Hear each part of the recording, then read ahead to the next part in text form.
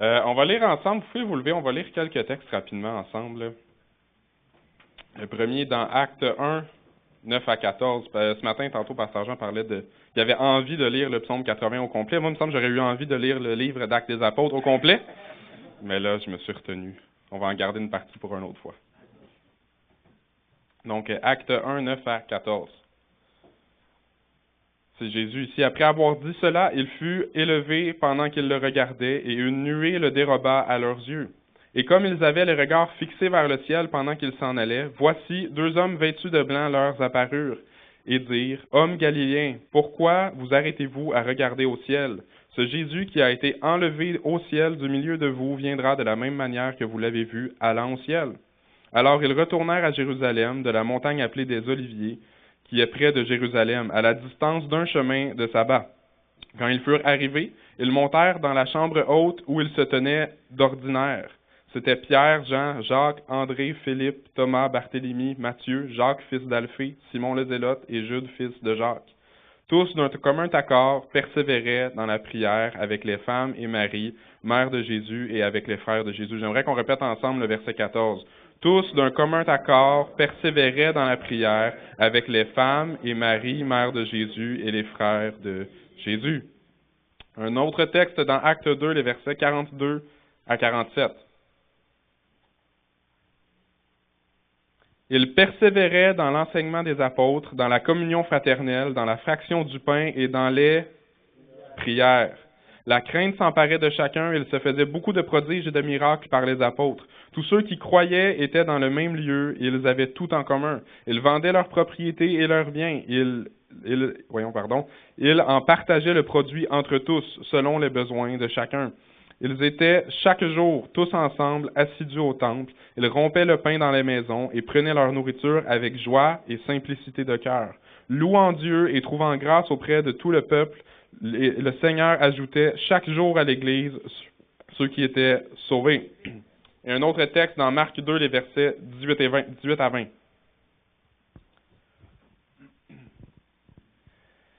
Les disciples de Jean et les pharisiens jeûnaient, et ils vinrent dire à Jésus, « Pourquoi les disciples de Jean et ceux des pharisiens jeûnent-ils, tandis que tes disciples ne jeûnent point? » Jésus leur répondit, « Les amis de l'époux peuvent-ils jeûner pendant que l'époux est avec eux? Aussi longtemps qu'ils ont avec eux l'époux, ils ne peuvent jeûner. Les jours viendront, et nous sommes dans ces jours aujourd'hui, où l'époux leur sera enlevé, et alors ils jeûneront en ces jours-là. » Amen. Vous pouvez vous asseoir.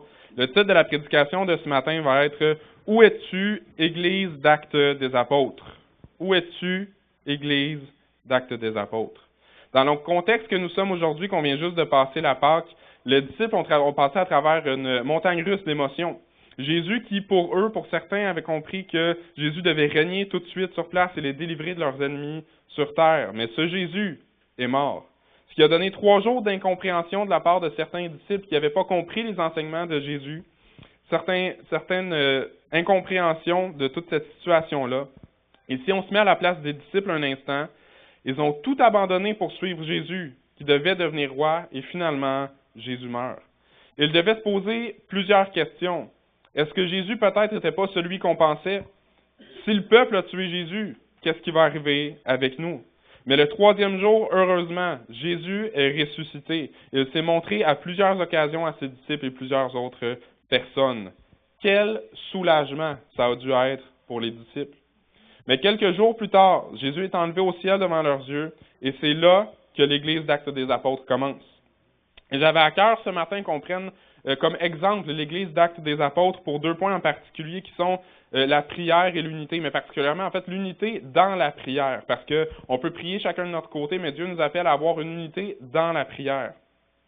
Ce que j'avais à cœur pour notre Église ce matin, c'est de regarder à l'Église d'Actes des Apôtres et en particulier de chercher Dieu, comme l'Église d'Actes des Apôtres cherchait Dieu de tout son cœur. Alors qu'on vient de célébrer la Pâque, qui est pour nous un sujet de réjouissance. Est-ce qu'il y en a qui sont heureux de la Pâque? On doit aussi se rappeler ce qui s'est passé suite à la Pâque, après la résurrection de Jésus, entre l'ascension de Jésus et le jour de la Pentecôte. Il y a une étape très importante, nécessaire à la vie de l'Église à cette époque, et cette étape, c'est que l'Église s'unissait d'un commun accord dans la prière. Ils persévéraient ensemble dans la prière. Et on a besoin encore, comme Église aujourd'hui, d'être présents, de persévérer ensemble dans la prière. Et le jour même de la Pentecôte, il est dit dans Acte 2, ils étaient tous ensemble dans le même lieu. Le jour de la Pentecôte est arrivé parce qu'ils étaient tous ensemble dans le même lieu. Il y a une puissance pour l'Église aujourd'hui encore d'être réunis ensemble dans la prière. Mais le croyez-vous? Amen. L'ascension de Jésus-Christ n'est pas la fin de la Bible. La Bible ne s'arrête pas à l'ascension de Jésus-Christ. C'est le commencement de l'Église de Dieu. C'est le commencement de ce que nous avons à faire, nous aussi, aujourd'hui, en tant que chrétiens.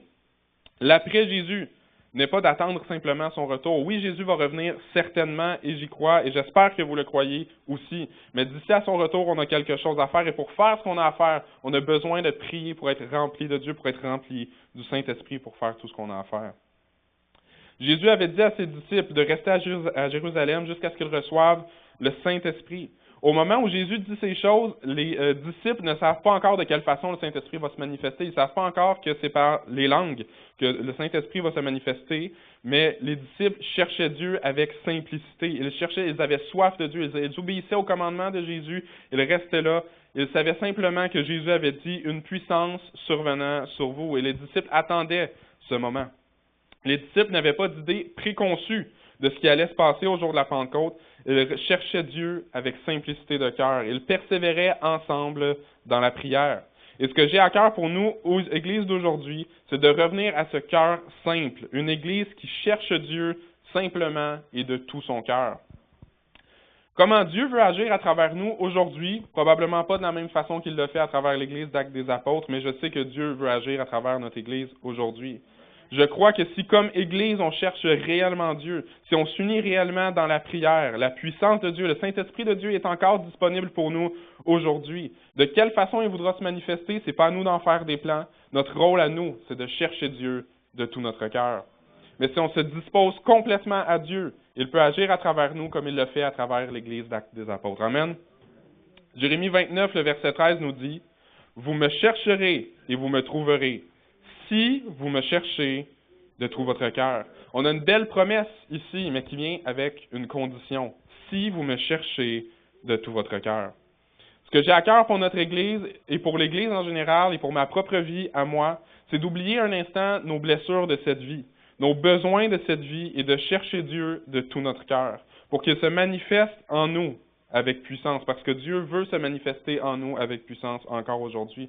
Dans l'objectif qu'on soit une épouse, une Église prête au retour de Jésus, dans le but qu'on soit une Église unie, et dans le but que le plus grand nombre soit sauvé au retour de Jésus-Christ, parce que Jésus-Christ va revenir certainement, et le cœur de Dieu, c'est que le plus grand nombre soit sauvé. Que la patience de Dieu envers l'homme, envers nous, ait pour résultat qu'un grand nombre soit sauvé. Que la patience de Dieu envers nous ait pour fruit une Église unie. Nous qui sommes l'Église ici, que la patience de Dieu envers nous nous fasse de nous une Église unie. J'ai pas envie que Dieu ait à regretter d'avoir été patient envers moi. Les épreuves de cette vie peuvent être utilisées par l'ennemi pour détourner notre regard des choses essentielles. On doit continuer de prier pour ça, on doit continuer de prier pour nos besoins, mais ça ne doit pas nous empêcher de prier pour les choses qui sont encore plus essentielles que nos besoins. Paul souhaitait que l'écharde lui soit enlevée, il priait pour que l'écharde lui soit enlevée, mais qu'elle lui soit enlevée ou non, sa priorité, c'était la prédication de la parole de Jésus-Christ, sa priorité, c'était la propagation de l'Évangile de Jésus-Christ. Et que ce soit, ma prière, c'est que ce soit notre priorité à nous aussi aujourd'hui. Que l'Évangile de Jésus-Christ soit la priorité de nos vies.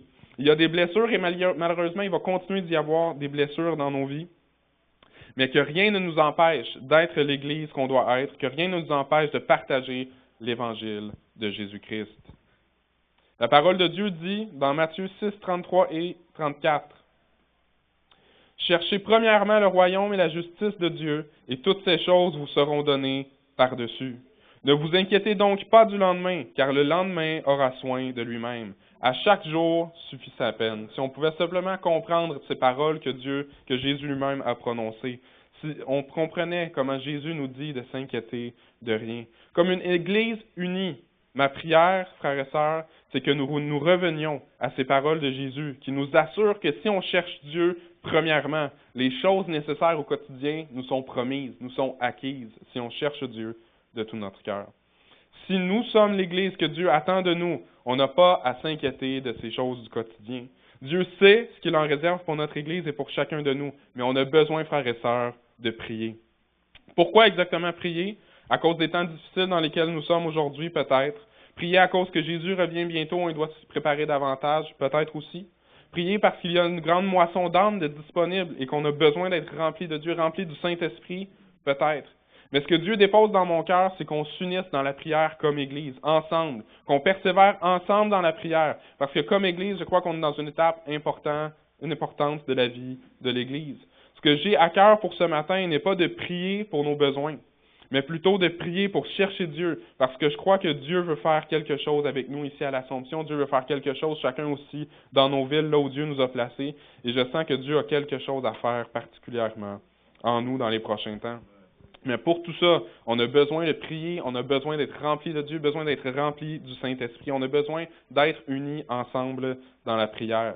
Parce que dans tout ce qu'on va faire, on a besoin d'être accompagné du Saint-Esprit. On peut faire plein de choses par nos propres forces, mais si Dieu n'est pas avec nous, ces choses-là ne servent à rien.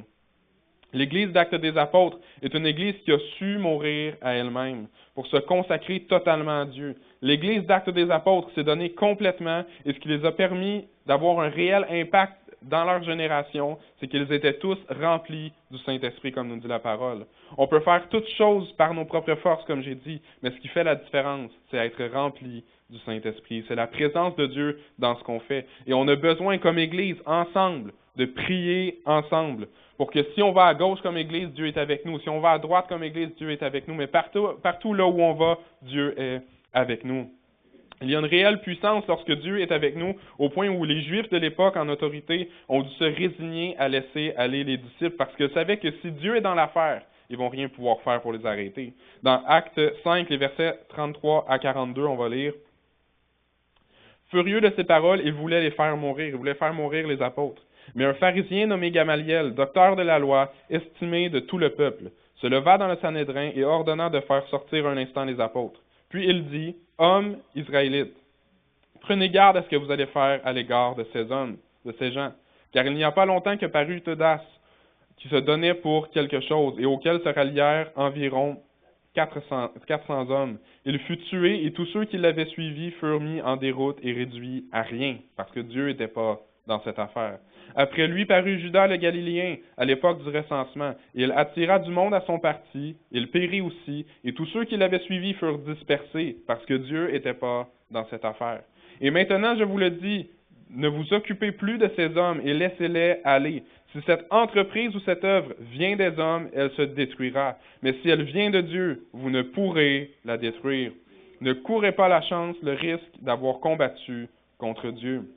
Ils se rangèrent à son avis, et ayant appelé les apôtres, ils les firent battre de verge, et ils leur défendirent de parler au nom de Jésus, et ils les relâchèrent. Ils les ont lâchés à partir de ce moment. Les apôtres se retirèrent de devant le Sanhédrin, joyeux d'avoir été jugés dignes de subir des outrages pour le nom de Jésus. Et chaque jour dans le temple et dans les maisons, ils ne cessaient ensemble d'enseigner et d'annoncer la bonne nouvelle de Jésus-Christ. Et laissez-moi vous dire que cette œuvre venait de Dieu parce qu'on en parle encore aujourd'hui, plus de 2000 ans plus tard. La puissance de cette œuvre est encore disponible pour nous aujourd'hui. Le croyez-vous? Amen. 2 Timothée 2, les versets 1 à 10, on va lire ensemble. « Toi donc, mon enfant, fortifie-toi dans la grâce qui est en Jésus-Christ. Et ce que tu as entendu de moi en présence de beaucoup de témoins, confie-le à des hommes fidèles, qui soient capables de l'enseigner aussi à d'autres. Souffre avec moi comme un bon soldat de Jésus-Christ. Il n'est pas de soldat qui s'embarrasse des affaires de la vie s'il veut plaire à celui qui l'a enrôlé. Et l'athlète n'est pas couronné s'il n'a pas combattu suivant les règles. Il faut que le laboureur travaille avant de recueillir les fruits. Comprends ce que je dis, car le Seigneur te donnera de l'intelligence en toutes choses. Souviens-toi de Jésus-Christ, issu de la postérité de David, ressuscité des morts selon mon évangile, pour lequel je souffre jusqu'à être lié comme un malfaiteur. Mais la parole de Dieu n'est pas liée. Amen. C'est pourquoi je supporte tout à cause des élus, afin qu'eux aussi obtiennent le salut qui est en Jésus-Christ avec la gloire éternelle. Je vais insister sur quelques points à travers ce verset. Premièrement, il n'est pas de soldat qui s'embarrasse des affaires de la vie s'il veut plaire à celui qui l'a enrôlés. Est-ce qu'il y a des personnes ici qui veulent plaire à Dieu? Qu'ils ne s'embarrassent pas des affaires de la vie.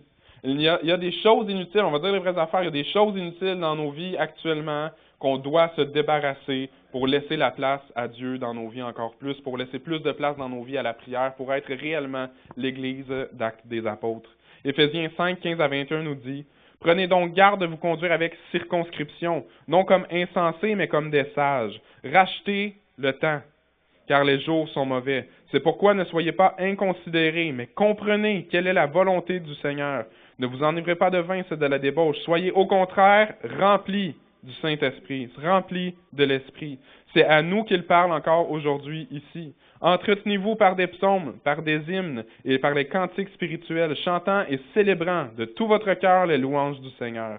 Rendez continuellement grâce pour toutes choses à Dieu le Père au nom de notre Seigneur Jésus-Christ, vous soumettant les uns aux autres dans la crainte de Christ. » Pour nous aider à persévérer dans la prière, il est important de ne pas s'embarrasser des choses de cette vie. Il dit dans ce texte, rachetez le temps, et c'est vrai encore aujourd'hui, rachetez le temps car les temps sont mauvais. On ne peut pas changer les temps passés, mais on peut aujourd'hui s'unir comme Église dans la prière pour changer les temps à venir, dans le sens que comme Dieu a changé nos vies en se révélant à nous, Dieu peut encore changer des vies en se révélant à eux, mais pour ça, on a besoin de laisser Dieu travailler en nous, si on veut vraiment qu'un grand nombre soit sauvé. Suite à la prédication de Pierre dans Acte 2, il est écrit « Ceux qui acceptèrent sa parole furent baptisés. Et en ce jour-là, le nombre des disciples s'augmenta d'environ 3000 âmes. 3000 âmes en un seul jour. En un seul jour, le nombre des disciples s'augmenta d'environ 3000 âmes. » Je veux voir encore aujourd'hui des choses comme ça, et je crois que Dieu veut agir comme ça encore aujourd'hui dans notre Église, si on revient à l'Église d'Actes des Apôtres. Deuxième chose que je retiens du texte de ce que Paul dit à Timothée, c'est « Je supporte tout à cause des élus, afin qu'eux aussi obtiennent le salut en Jésus-Christ avec la gloire éternelle. » Je ne sais pas pour vous, mais il y a certaines choses, certains fardeaux plus faciles à porter quand je pense des fois à mes frères et sœurs en Christ et aux âmes qu'il y a à aller chercher pour Jésus. Que ce soit des épreuves ou des calomnies, que Dieu nous renouvelle nos forces à supporter ces choses et qu'on se souvienne qu'on n'est pas seul. On peut voir de tout supporter lorsqu'il s'agit d'évangélisation, c'est-à-dire que de ne pas se laisser abattre par les persécutions en ayant à cœur que les gens soient sauvés, en ayant un fort désir dans nos cœurs que les gens soient sauvés. On peut aussi tout supporter dans le sens que parfois, je ne sais pas si je suis seul, mais dans certaines phases de découragement, dans certaines épreuves, je dois faire attention que mon découragement ne m'empêche pas d'être une bénédiction pour l'Église, ne m'empêche pas de mettre en pratique les dons que Dieu nous donne. Mais quand je pense aux choses difficiles que vous vivez, ça m'aide des fois à enlever les yeux sur moi-même et regarder qu'il n'y a pas juste moi dans cette situation, et ça m'aide à garder les yeux sur Jésus. Dieu nous donne des dons pour l'édification du corps de Christ, mais il ne faut pas que l'épreuve nous écrase au point qu'on ne soit plus en bénédiction pour l'Église. Il faut être capable de se supporter aussi les uns les autres. Si on veut être capable de persévérer dans la prière, on doit passer par-dessus les petits bobos, on doit être capable de passer par-dessus certaines choses pour s'aider, se supporter les uns les autres et persévérer ensemble dans la prière. La troisième chose que je retiens de ce que Paul dit à Timothée, c'est « Selon mon évangile, pour lequel je souffre jusqu'à être lié comme un malfaiteur. Mais la parole de Dieu n'est pas liée. » Dans tout ce qu'on peut vivre, quand on serait même lié comme Paul l'a été, la parole de Dieu ne sera jamais liée. Les lois peuvent passer même ici au Canada pour mettre des bâtons dans les roues des chrétiens, mais la parole de Dieu ne sera jamais complètement liée. Et on doit nous-mêmes agir de façon à ne pas lier la parole de Dieu. Chaque fois qu'on se tait, qu'on a une occasion d'évangéliser, chaque fois qu'on n'ouvre pas la bouche pour le Seigneur, on lie nous-mêmes la parole de Dieu. Les paroles de Paul et les souffrances de Paul devraient être pour nous un encouragement à persévérer dans l'évangélisation. Chacun, là où Dieu nous a placés, on a quelque chose à faire dans l'objectif de répondre à l'appel de Jésus qui est de faire de toutes les nations des disciples. Et cet appel-là est encore un appel pour nous aujourd'hui. Dieu nous dit encore à nous, Jésus nous dit encore à nous, allez et faites de toutes les nations des disciples. Cet appel-là n'a pas changé. Que Dieu nous aide à ouvrir nos yeux spirituels pour voir tout ce qu'il y a à faire pour l'Évangile de Jésus-Christ. Amen. Une autre chose que j'avais à cœur pour nous aider à prier, c'est que trop souvent, on essaie de rationaliser la foi. Je ne sais pas si je suis le seul à être comme ça, mais on essaie des fois de rationaliser l'Évangile pour que ça fitte avec nos pensées, que ça fitte avec nos perspectives. Mais l'Évangile n'est pas intellectuel. c'est une puissance. L'Évangile est une puissance pour le salut de quiconque croit. La puissance de Dieu n'est pas intellectuelle. C'est pas intellectuel de croire que Dieu est venu sur terre sous la forme d'un homme, mais pourtant il l'a fait par la personne de Jésus-Christ. C'est pas intellectuel de croire que Jésus est ressuscité, mais pourtant Dieu l'a ressuscité des morts et on a la preuve parce que c'est monté à 100 de personnes après sa résurrection. Et non seulement il est ressuscité, mais par sa résurrection, il nous donne la promesse que sa résurrection va devenir notre résurrection. Cette résurrection de Jésus est une puissance pour notre salut. Cette résurrection de Jésus, est une puissance pour notre vie éternelle. Et Jésus a dit, vous recevrez une puissance, le Saint-Esprit survenant sur vous, et vous serez mes témoins à Jérusalem, dans toute la Judée, dans toute la Samarie et jusqu'aux extrémités de la terre. Le but de cette puissance, il y a une puissance de Dieu, et le but de cette puissance, c'est vous serez mes témoins. Vous serez mes témoins à Jérusalem, dans toute la Judée, dans la Samarie et jusqu'aux extrémités de la terre. Et c'est encore l'appel que Dieu a pour nous aujourd'hui. La puissance à laquelle Dieu veut nous remplir, c'est pour que nous soyons ses témoins encore aujourd'hui. 1 Corinthiens 1, les versets 18 à 31 nous dit « Car la prédication de la croix est une folie pour ceux qui périssent, mais pour nous qui sommes sauvés, elle est une puissance de Dieu. Aussi est-il écrit, je détruirai la sagesse des sages et j'anéantirai l'intelligence des intelligents. Où est le sage? Où est le scribe? Où est le disputeur de ce siècle? Dieu n'a-t-il pas convaincu de folie la sagesse du monde? Car puisque le monde avec sa sagesse n'a pas connu Dieu dans sa sagesse, dans la sagesse de Dieu, il a plu à Dieu de sauver les croyants par la folie de la prédication. Les Juifs demandent des miracles et les Grecs cherchent la sagesse. Nous prêchons Christ crucifié. Scandale pour les Juifs et folie pour les païens, mais puissance de Dieu et sagesse de Dieu pour ceux qui sont appelés tant Juifs que Grecs. Car la folie de Dieu est plus sage que les hommes et la faiblesse de Dieu plus forte que les hommes. Considérez, frères, que parmi vous qui avez été appelés, il n'y a pas beaucoup de sages selon la chair, ni beaucoup de puissants, ni beaucoup de nobles. Mais Dieu a choisi les choses folles du monde pour confondre les sages. Dieu a choisi les choses faibles du monde pour confondre les fortes. Et Dieu a choisi les choses viles du monde et celles qu'on méprise qu'on méprise, celles qui ne sont point pour réduire à néant celles qui sont, afin que nulle chair ne se glorifie devant Dieu. Or, c'est par lui que vous êtes en Jésus-Christ, lequel de par Dieu a été fait pour nous sagesse, justice et sanctification et rédemption, afin, comme il est écrit, que celui qui se glorifie dans le Seigneur. L'Évangile est une puissance.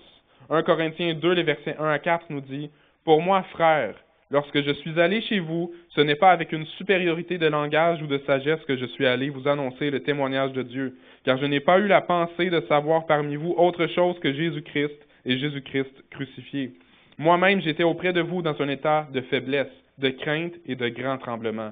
Et ma parole et ma prédication ne reposaient pas sur le discours persuasif de la sagesse, mais sur une démonstration d'esprit et de puissance, afin que votre foi fût fondée non sur la sagesse des hommes, mais sur la puissance de Dieu. L'Évangile que nous prêchons est une puissance, c'est la puissance de Dieu. Romains 1, 16 et 17 nous dit « Car je n'ai point honte de l'Évangile. C'est une puissance de Dieu pour le salut de quiconque croit, du Juif premièrement, puis du Grec. Parce qu'en lui est révélée la justice de Dieu par la foi et pour la foi, selon qu'il est écrit, le juste vivra par la foi. » La foi n'est pas pour les intellectuels, la foi est une puissance pour notre salut aujourd'hui. En arrière de tout don, en arrière de tout miracle, en arrière de toute puissance de Dieu, la motivation doit être l'amour et le salut des âmes pour Jésus-Christ.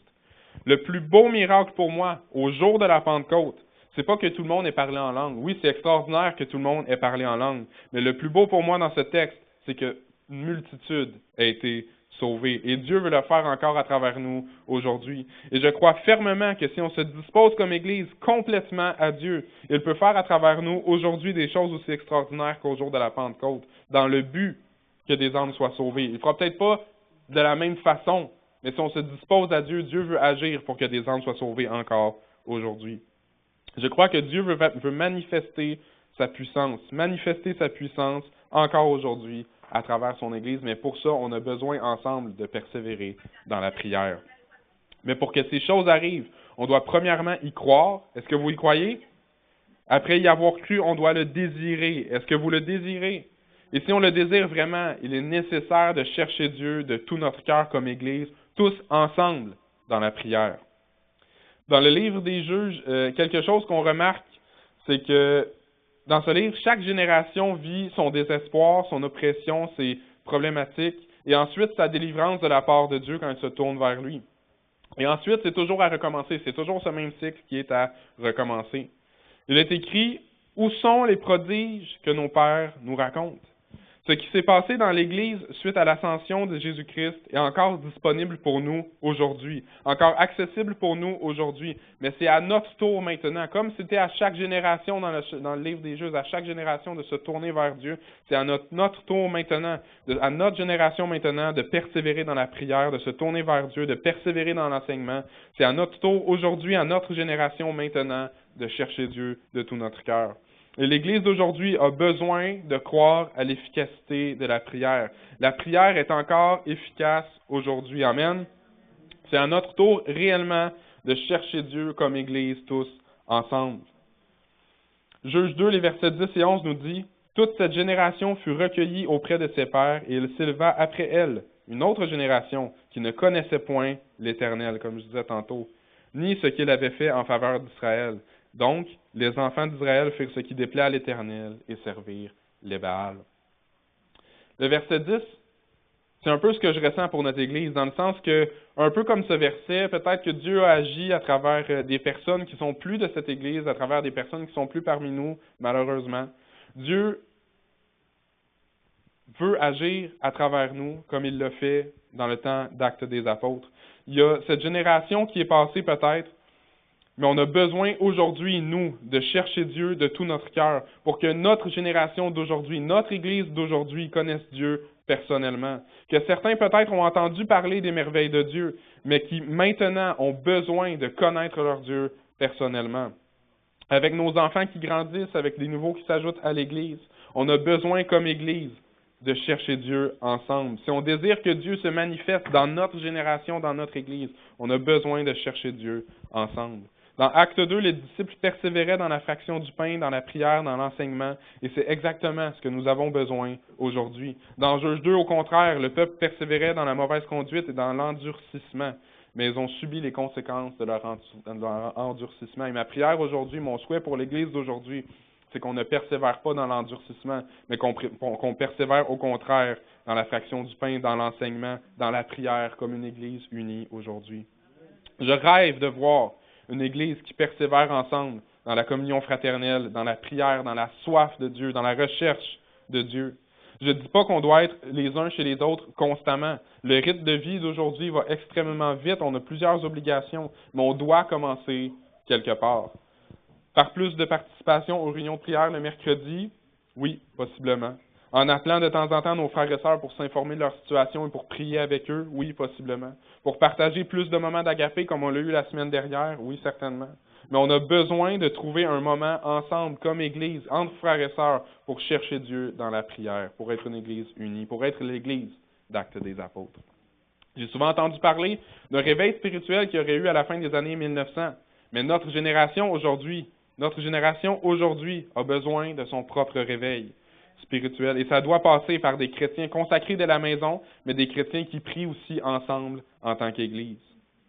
Est-ce que quelqu'un veut être l'Église présentée par Actes des Apôtres? Si on veut réellement être l'Église que Dieu attend, ça commence aujourd'hui. Quelqu'un disait, aujourd'hui est le jour de Dieu et demain est le jour de Satan. Pas qu'un jour appartienne à Satan, loin de là. Tous les jours appartiennent à Dieu. Mais si l'ennemi est capable de toujours nous faire repousser au lendemain nos bonnes intentions, nos bonnes résolutions, il a gagné le combat. OK, à partir de demain, je vais faire ça. Puis là, demain arrive la fin de la journée, puis finalement, je vais le faire demain, j'ai pas eu le temps aujourd'hui. Puis encore demain, puis encore demain. Tu vas appeler un frère pour prier. Appelle-le tout de suite. Appelle-le aujourd'hui, pas demain. Prie avec lui. Comme Donald disait, quand il y avait un sujet de prière qui venait, on priera pour ça. Non, pas on va prier. Prions tout de suite. Prions tout de suite. Des fois, comme on dit, l'esprit est bien disposé, mais la chair est faible. C'est important, quand on a quelque chose à cœur, de le faire tout de suite. Cette prédication est aussi le désir pour ma vie personnelle. J'avais à cœur que, de la même manière que les apôtres étaient réunis dans la prière suite à l'ascension de Jésus, l'Église globale est à un moment de son histoire où il est important de s'unir ensemble dans la prière. Je crois que Dieu a quelque chose à faire à travers l'Église d'aujourd'hui, dans l'Église et par l'Église pour le salut des âmes. Jésus disait, lorsque l'époux leur sera enlevé, alors ils jeûneront. Comme Église aujourd'hui, d'ici à ce que Jésus revienne chercher son Église, on a besoin de prier, on a besoin de jeûner. On est dans cette étape aujourd'hui où Jésus n'est plus là, mais Jésus va revenir. On a besoin de jeûner, on a besoin de prier ensemble. On va regarder encore ensemble comment il y a une puissance dans l'unité et dans la prière à travers Actes 4 et versets 23 à 35. Après avoir été relâchés, ils allèrent vers les leurs et racontèrent tout ce que les principaux sacrificateurs et les anciens avaient dit.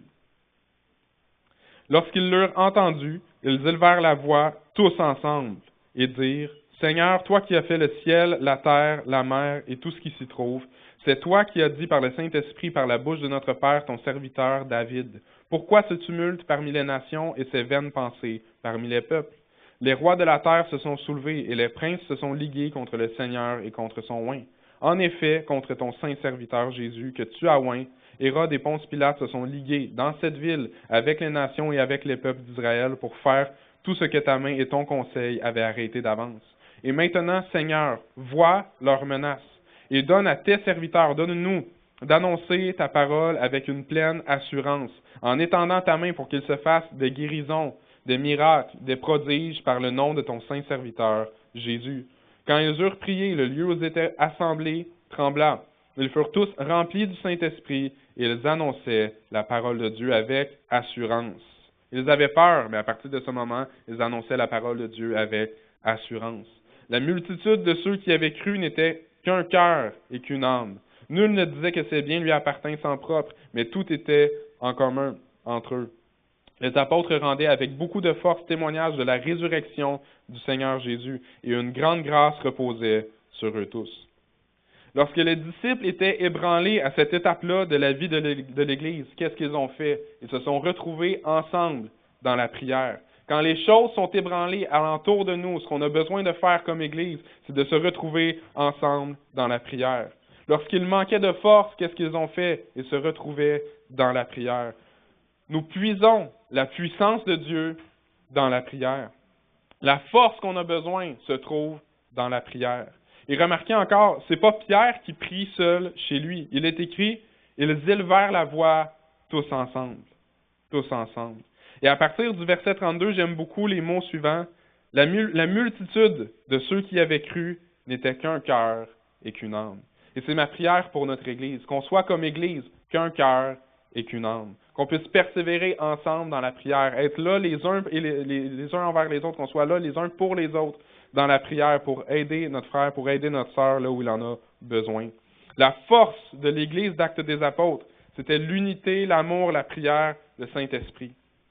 Tout ça dans le but qu'on soit aujourd'hui une Église remplie du Saint-Esprit, qu'on puisse prendre comme exemple l'Église d'Actes des Apôtres, pour qu'on soit des personnes aujourd'hui, une Église aujourd'hui remplie du Saint-Esprit, une Église aujourd'hui unie dans la prière. Dans le but, dans l'objectif, que comme Église on soit unis, mais dans l'objectif aussi que des âmes soient sauvées pour notre Seigneur Jésus-Christ. Acte 12:5 nous dit, Pierre donc était gardé dans la prison et l'Église ne cessait d'adresser pour lui des prières à Dieu. Lorsque Pierre était dans la prison, où était l'Église encore? Elle était encore dans la prière. Vous connaissez pour la plupart ce texte, mais si Pierre a été délivré de la prison dans laquelle il était, c'est parce que l'Église était dans la prison. Comment Pierre a été délivré? Parce que l'Église... parce que l'Église était dans la prière. L'Église était dans la prière, pardon. Le combat n'était pas avec l'épée pour aller délivrer Pierre. Le combat était dans la prière. Et on a besoin aujourd'hui d'être unis dans la prière les uns pour les autres. De la même manière que Pierre a été délivré de sa prison, il y a des personnes qui aujourd'hui sont dans une sorte de prison spirituelle, dans laquelle ils vont être délivrés si comme Église, on s'unit dans la prière, si on prend du temps ensemble comme Église pour chercher Dieu. Il y a une force à aller chercher dans la prière comme Église. Une autre chose dont je voudrais parler est qu'on met parfois nos attentes envers des méthodes, envers des processus, au lieu de mettre nos attentes sur Dieu. Comme par exemple, avoir un groupe jeunesse à l'église. Chose qui serait très bonne, d'ailleurs, si quelqu'un a à cœur nos jeunes et veut prendre nos jeunes en charge, je vous encourage à le faire. Ce serait vraiment une bonne chose. Nos adolescents ont besoin de se retrouver ensemble, eux aussi. S'il y en a un, tant mieux, c'est une bonne chose. J'en ai fait partie moi-même à mon adolescence et c'est bien, mais concrètement, combien de personnes de ce temps sont encore attachées à Jésus? Très peu. Qu'est-ce que ça signifie? Je le répète, c'est pas qu'un groupe jeunesse c'est mauvais. Si quelqu'un a en charge de prendre nos jeunes en charge, si quelqu'un a à cœur de prendre nos jeunes en charge, faites-le. Mais nos enfants ont besoin de plus que ça. Ils ont besoin de voir leurs parents être l'Église, être réellement l'Église que Dieu attend de nous. Nos enfants et nous-mêmes avons besoin de plus qu'une Église du dimanche, de plus qu'une Église que l'Église de bâtiment. On a besoin d'être réellement le corps de Christ. L'Église qui est là les uns pour les autres dans tous nos besoins. L'Église qui se réunit dans des moments d'agapé. L'Église qui persévère ensemble dans la prière pour répondre aux besoins des autres, pour crier à Dieu ensemble. L'Église qui sait parler des choses importantes qui sont nécessaires pour persévérer dans la foi. L'Église a besoin de plus que des méthodes, de plus que des processus. L'Église a simplement besoin de Dieu. L'Église a simplement besoin d'être réellement l'Église qu'elle doit être. C'est bien un groupe jeunesse, avec un pasteur jeunesse qui les prend en charge, mais nos enfants ont besoin de plus que ça. Ils ont besoin de nous voir vivre l'Église, être réellement l'Église que Dieu attend de nous, et que nos enfants soient l'Église avec nous. Nos enfants ne sont pas à part, ils sont notre famille, ils sont nous, c'est notre chair. Ils doivent être l'Église avec nous dès leur jeune âge. Comme j'ai dit, j'ai fait partie d'un groupe jeunesse, j'ai assisté à des conférences jeunesse, mais qu'est-ce que je retiens encore plus que toutes ces choses? Ce que je retiens encore plus que toutes ces choses, c'est de voir mon père prêcher la parole de Dieu parce que Jésus a changé sa vie. Ce que je retiens encore plus de ces choses, c'est voir ma mère prier dans le lieu secret à la maison. Ce que je retiens plus que le groupe jeunesse, c'est d'entendre mon père parler de Jésus dans son travail pour changer des vies. Et j'ai à cœur que comme Église ici, on revienne à une Église comme celle d'Actes des Apôtres pour qu'on ait réellement l'impact qu'on doit avoir dans là où Dieu nous a placés ici aujourd'hui. Ce que je retiens, c'est aussi la communion fraternelle qui avait à un moment donné, qui était présente à un moment donné dans la vie de notre Église. Ce que nos enfants ont besoin et nous-mêmes, c'est d'être réellement au quotidien l'Église de Dieu, pas juste le dimanche. Je ne le dirai jamais assez. On a besoin de vivre l'Église, d'être réellement l'Église, d'être réellement le corps de Christ. Est-ce qu'on comprend ce que c'est être le corps de Christ? Quand on vient à l'Église, c'est pas le temps de venir juste pour écouter une prédication puis ensuite donner une note sur 10. Ah, ce matin, 8 sur 10, c'était bien, ou ah, ce matin, 3 sur 10, ça m'a pas vraiment touché. On n'est pas là pour évaluer l'Église, mais pour vivre l'Église. On est ici aujourd'hui pour écouter la parole de Dieu dans le but de la mettre en pratique, dans le but que des âmes soient sauvées. Que chacun de nous s'exhorte à marcher selon la volonté de Dieu. Dans notre faiblesse, on a besoin d'avoir un frère, une sœur à côté de nous qui nous aide à nous relever quand on est à terre. Que chacun s'exhorte quand on est dans la faiblesse. Mais où es-tu, Église d'Actes des Apôtres? On va relire ensemble Actes 1, 13 et 14. Quand ils furent arrivés, ils montèrent dans la chambre haute où ils se tenaient d'ordinaire. C'était ordinaire de se tenir là. C'était Pierre, Jean, Jacques, André, Philippe, Thomas, Barthélemy, Matthieu, Jacques, fils d'Alphée, Simon le Zélote et Jude, fils de Jacques. Tous, d'un commun accord, persévéraient dans la prière avec les femmes et Marie, mère de Jésus, et avec les frères de Jésus. Il est écrit que la chambre haute était le lieu où ils se tenaient d'ordinaire. Le lieu de prière était le lieu où ils se tenaient d'ordinaire. Et que tous, d'un commun accord, persévéraient dans la prière. Je pense que j'ai besoin que tu dises à ton voisin, et que tous, c'est toi, c'est chacun de vous, que tous persévèrent dans la prière. Nous aussi, aujourd'hui, où est-ce qu'on se tient d'ordinaire? Eux, c'était dans la prière. Vous devez admettre qu'on a du chemin à faire aujourd'hui pour ressembler à l'Église d'Actes des Apôtres, mais on doit commencer quelque part. On a besoin encore aujourd'hui de se tenir dans la chambre haute, ensemble, comme Église. On a besoin que ça devienne un endroit où on se tient d'ordinaire, le lieu de prière.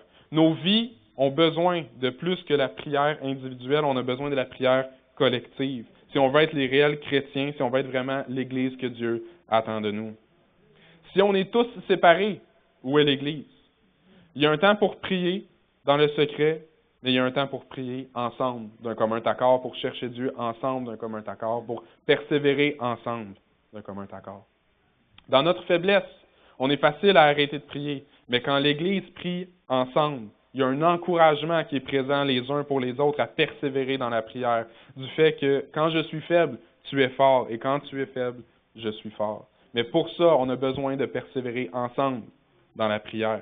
On a besoin d'être ensemble pour se tirer les uns les autres vers le haut, se tirer les uns les autres vers Jésus, vers Dieu.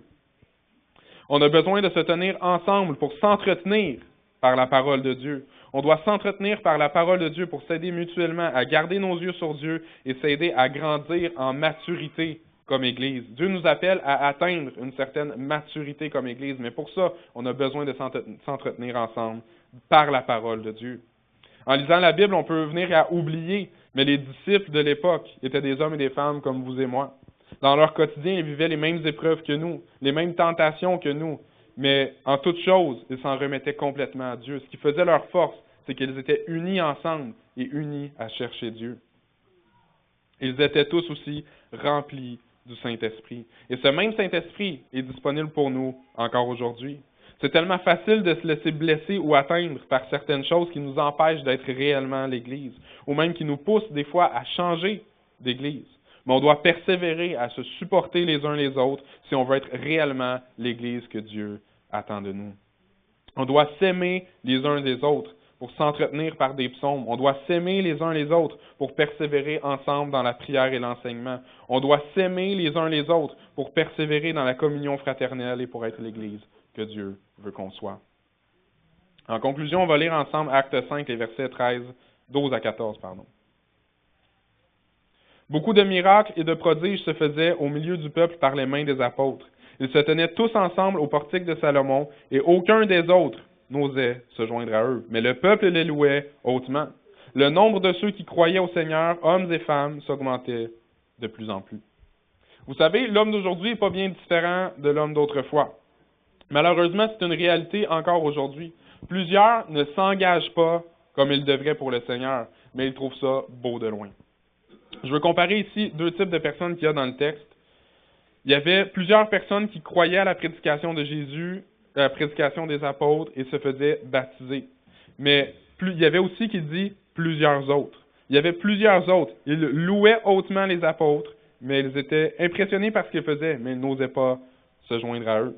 Ils trouvaient ça beau de loin, mais trop difficile pour s'y consacrer. C'est une phrase que j'ai toujours trouvée triste et qui malheureusement est encore vraie aujourd'hui. Le peuple voyait la prédication de l'œuvre de Jésus-Christ, voyait la puissance qu'il y avait dans l'œuvre de Jésus-Christ, mais il n'osait pas se joindre à eux. Et c'est une réalité parmi les païens, mais aussi une réalité dans l'Église aujourd'hui. De la même manière, aujourd'hui, on entend « Wow, t'as-tu entendu la prédication? T'as-tu vu ce prédicateur? As-tu vu l'onction qu'il y a sur cet homme, cette femme de Dieu? As-tu vu comment Dieu est bon à travers la vie de telle personne? Ou as-tu vu comment cette femme ou cet homme est un homme de prière? Mais toi, qu'est-ce que tu fais avec tout ça? Est-ce que tu veux réellement te consacrer à l'œuvre de Dieu ou tu trouves ça juste beau de loin, mais trop difficile pour t'y consacrer? J'ai envie de voir, ma prière, c'est de voir une Église zélée qui dit « Oui, Seigneur, moi aussi, je veux prendre part à cette Église que tu appelles. Je veux être l'Église d'Actes des Apôtres. » Vous savez, Dieu est patient envers nous bien plus qu'un homme peut l'être. Mais le temps de sa patience va prendre fin un jour. Mais est-ce que l'Église est prête? Est-ce que l'Église est prête au retour de Jésus?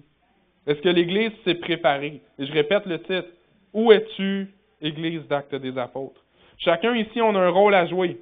Chacun ici, on a un rôle à jouer dans l'Église pour que l'Église soit réellement l'Église d'Actes des Apôtres. Est-ce que tu veux continuer de regarder l'Église? Wow, c'est beau ce qui se fait dans cette Église, Dieu agit, mais continue de regarder ça de loin. Ou tu veux vraiment te décider à y participer, te décider à entrer en prière comme Église ensemble pour chercher Dieu?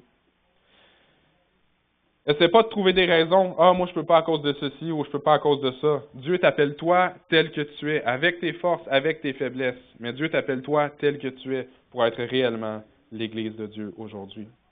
Matthieu 19, 27 à 29 nous dit, Pierre, prenant la parole, lui dit, Voici, nous avons tout quitté et nous t'avons suivi. Qu'en sera-t-il de nous? Jésus leur répondit, « Je vous le dis en vérité, quand le Fils de l'homme, au renouvellement de toutes choses, sera assis sur le trône de sa gloire, vous qui m'avez suivi, vous serez de même assis sur 12 trônes et vous jugerez les tribus d'Israël. Et quiconque, c'est nous, à nous ici qui parle, et quiconque aura quitté à cause de mon nom ses frères ou ses sœurs ou ses pères ou sa mère, ou sa femme ou ses enfants ou ses terres, ou ses maisons, recevra le centuple et héritera la vie éternelle. » En d'autres mots, pour ceux qui se seront consacrés à l'œuvre de Jésus-Christ, il y a une abondance de bénédictions à venir dans cette vie et surtout la vie éternelle. La vie chrétienne demande des sacrifices, oui, c'est vrai. On l'a dit tantôt, il y a des choses inutiles dans nos vies, mais qu'on aime, dont on doit se débarrasser pour être vraiment l'Église de Dieu aujourd'hui. Mais les sacrifices de cette vie en valent la peine pour les bénédictions de la vie éternelle en Jésus-Christ. Que ce matin, cette prédication puisse être pour chacun de nous un encouragement à persévérer dans la foi même quand c'est difficile. Et que ce soit un encouragement pour nous aussi à être une Église qui persévère ensemble dans la prière, à être une Église unie ensemble, présente les uns pour les autres. Amen.